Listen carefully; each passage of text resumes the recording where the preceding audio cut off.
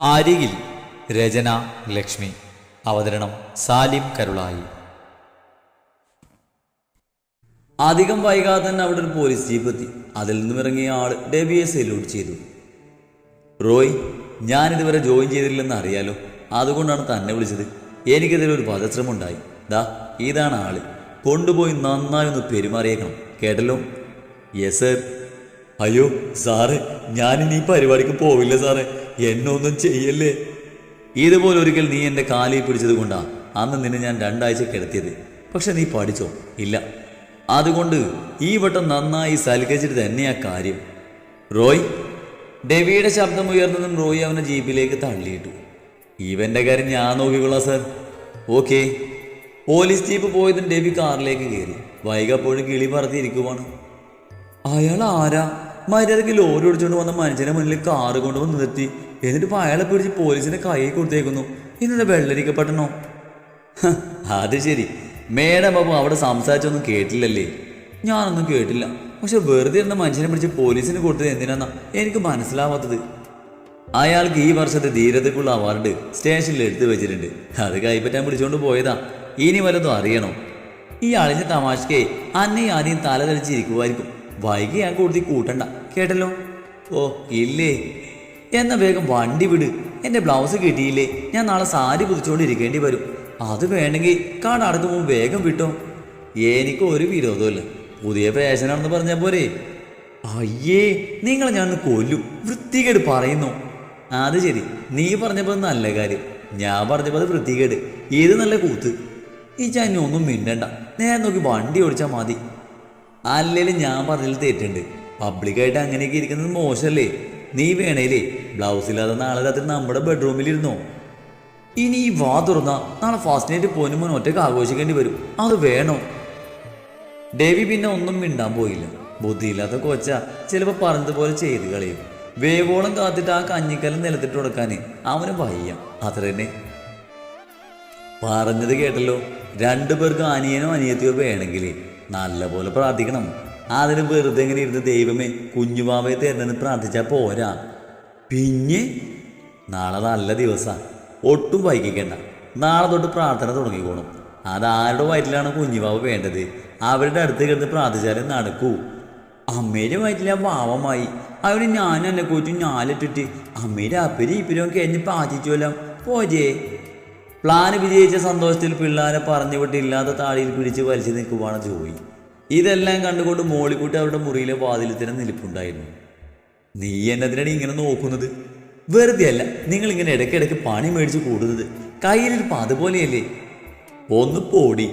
അവൻ പെണ്ണും കെട്ടി തുള്ളിച്ചാടി ഇങ്ങോട്ട് വരട്ടെ. ഫസ്റ്റ് നൈറ്റ് അവനെ കൊണ്ട് ഞാൻ കാവടി എടുപ്പിക്കും. നീ നോക്കിക്കോടി.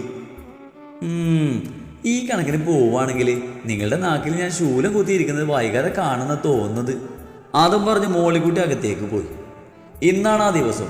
എല്ലാവരും കാത്തിരുന്ന അവിടെ വിവാഹ ദിവസം. മോളിക്കുട്ടി രാവിലെ തന്നെ 2 പേരെയും പിന്നാലെ ഓടാൻ തുടങ്ങിയതാണ്. നീ ഇതുവരെ ഇടിയിച്ചില്ലേ? കുറെ നേരമല്ലോ ഓടാൻ തുടങ്ങിയിട്ട്. എന്നെ കൊണ്ടൊന്നും പറയിപ്പിക്കരുത്. ഈ ഉടുപ്പ് ദേഹത്ത് കൊണ്ടുകയറുവണ്ണം പോലും 2 ഇടാൻ വയ്യ. ഇവരിടിയിച്ചിട്ട് വേണം എനിക്കൊന്ന് ഒരുങ്ങാൻ.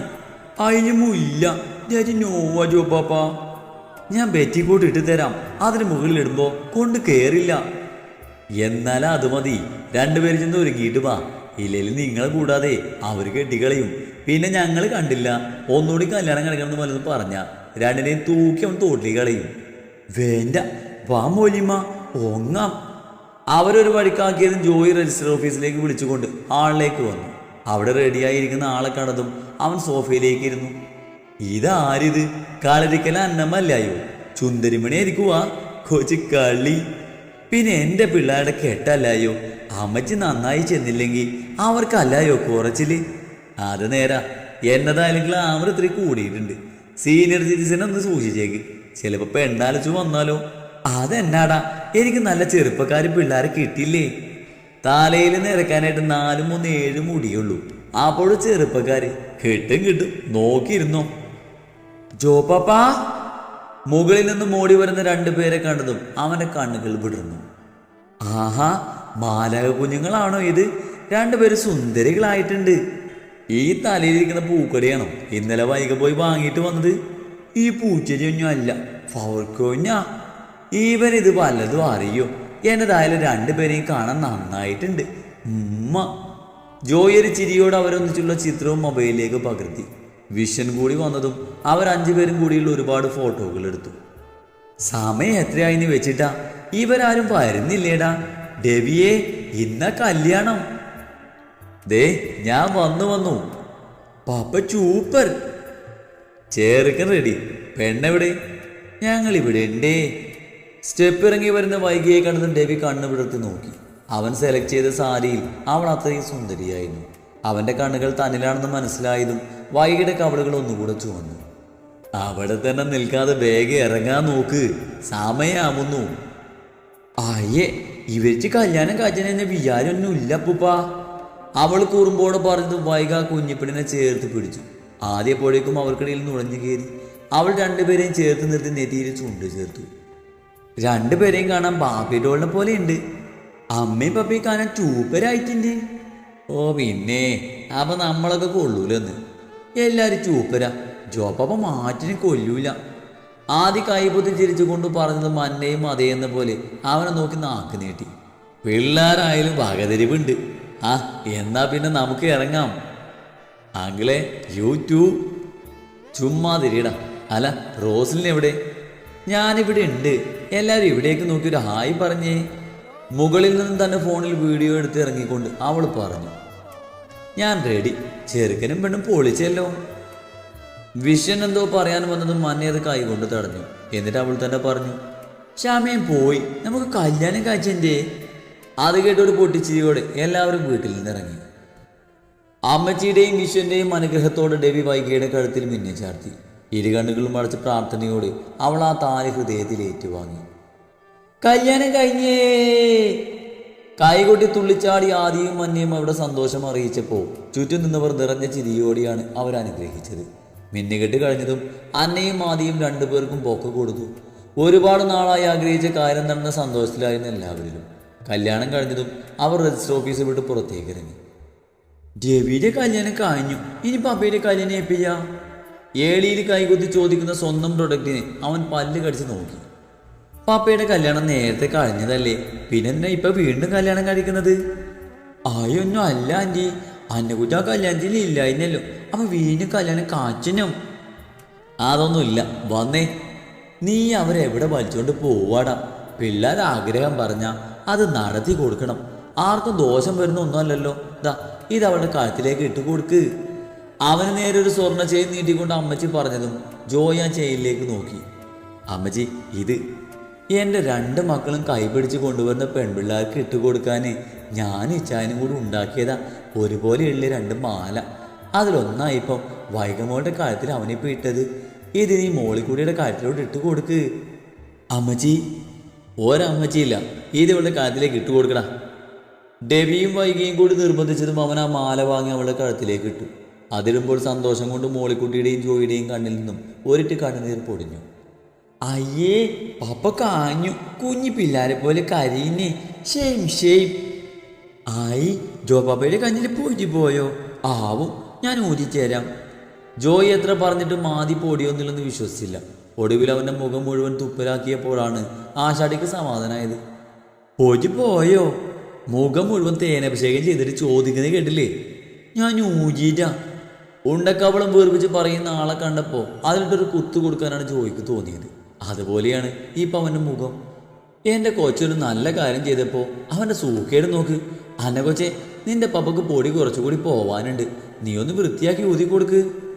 കേൾക്കേണ്ട താമസം അന്ന കൊച്ചു ബാക്കി തേൻ കൂടി അവൻ്റെ മുഖത്തേക്ക് ആക്കിയിട്ടുണ്ട്.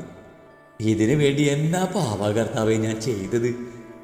ജോചായ, സ്മൈൽ പ്ലീസ്. നടന്ന കാര്യങ്ങൾ ഒന്നുപോലും വിട്ടുപോവാതെ വീഡിയോ എടുക്കുന്നവളെ അവൻ പല്ല് കടിച്ച് നോക്കി. ഇനിയിപ്പോൾ അടുത്ത പരിപാടി എന്താ? നമുക്ക് എല്ലാവർക്കും ചേർന്ന് കുറച്ച് ഫോട്ടോസ് എടുക്കാം, അത് കഴിഞ്ഞ് നേരെ വീട്ടിലേക്ക്. ക്യാമറമാൻ പറയുന്ന പോസിൽ ഒരുപാട് ഫോട്ടോകൾ അവിടെ ജനിച്ചു. ഒടുവിൽ ക്ഷീണിച്ച അവശരായി എല്ലാവരും കാറിൽ കയറി വീട്ടിലേക്ക് തിരിച്ചു. വീട്ടിലെത്തിയതും അന്നമ്മ ഡെവിയെയും വൈകിയെയും കുരിശു വരച്ച് അകത്തേക്ക് കയറ്റി. പിന്നാലെ പോകാൻ തുടങ്ങിയ ജോയെ ചെവിക്ക് പിടിച്ചവർ മോളിക്കുട്ടിയോടൊപ്പം നിർത്തി അവരെയും കുരിശു വരച്ച് അനുഗ്രഹിച്ചിട്ടാണ് അകത്തേക്ക് കയറ്റിയത്. എന്നാ നിങ്ങളെല്ലാവരും കൂടി കല്യാണ വിശേഷം പറഞ്ഞിരിക്കും, ഞാനൊന്ന് പള്ളിയിലോട്ട് പോയിട്ട് വരാം. വെളിയിലേക്ക് പോകാൻ കാറിൻ്റെ കീയും എടുത്ത് ഇറങ്ങിയവനെ അമ്മച്ചി പിടിച്ചു നിർത്തി. നീ ഇപ്പം എങ്ങോട്ടും പോകുന്നില്ല.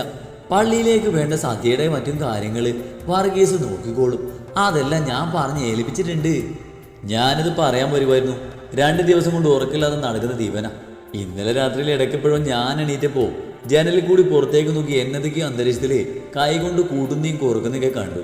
ചോദിച്ചപ്പോൾ പറയുക പിള്ളേർക്ക് കൊടുക്കാനുള്ള സാധനങ്ങളിൽ കണക്ക് കൂട്ടുവാന്ന്. തലേന്ന് എടുത്തൊരു ഏറ് കൊടുക്കാൻ വയ്യായിരുന്ന നിനക്ക് നട്ട പാതിരാക്കല്ലായോ കണക്ക് കൂട്ടുന്നത്? അത് പിന്നെ കൊടുക്കുന്ന സാധനങ്ങൾ കൂടിപ്പോയാലും കുറയരുതല്ലോ, ഒരാൾക്ക് പോലും കിട്ടാതിരിക്കരുത്. അങ്ങനെ ആലോചിച്ച് കിടന്നപ്പോൾ ഉറക്കം വന്നില്ല. അതാ ഞാൻ തലചൊറിഞ്ഞുകൊണ്ട് പറയുന്നവനെ അമ്മച്ചി ചിരിയോടെ നോക്കി. ഇവൻ്റെ ഒരു കാര്യം. ആ പിന്നെ ഡെവി, വൈകിട്ട് മോളെയും കൂട്ടി അപ്പച്ചനെയും ഡെന്നിയും പോയി കാണണം, മറക്കരുത്. ഞാൻ കൂടി പൊക്കോട്ടെ അമ്മച്ചി? പെട്ടെന്ന് അവൾ ചോദിച്ചതും അവർ അതിശയത്തിൽ അവളെ നോക്കി. പിന്നെ എന്തോ ഓർമ്മ വന്ന പോലെ ചിരിയോടെ തലയാട്ടി.